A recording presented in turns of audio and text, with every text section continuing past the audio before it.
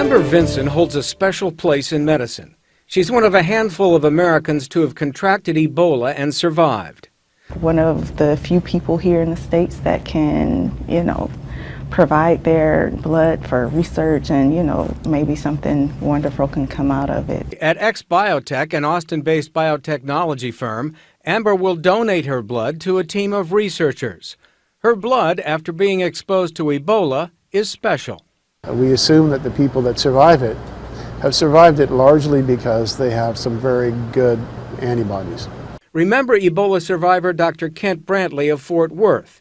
He donated his blood to compatible Ebola victims in the United States under the assumption that the antibodies he developed would help others.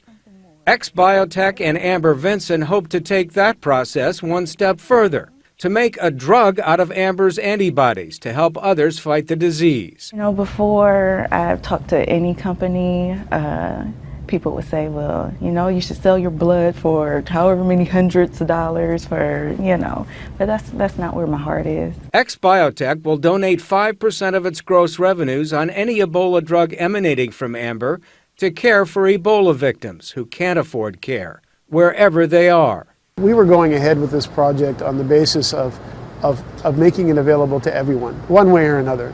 John Simard's young company is unique. Instead of engineering antibodies in a complicated process like conventional biotechnology, it clones them from disease-resistant humans and then produces them in these large temperature and gas-controlled plastic bags, which create a compatible environment in which the cells can flourish.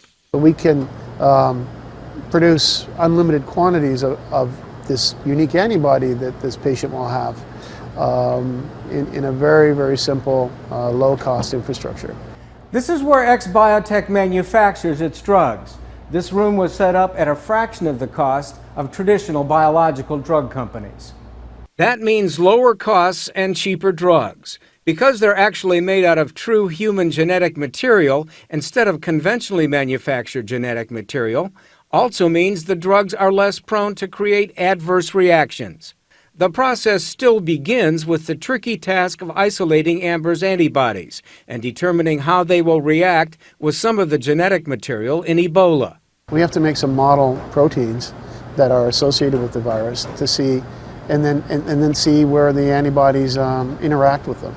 Simard says he could have some candidate antibodies in as little as 3 months, and that's great news for Amber Vinson.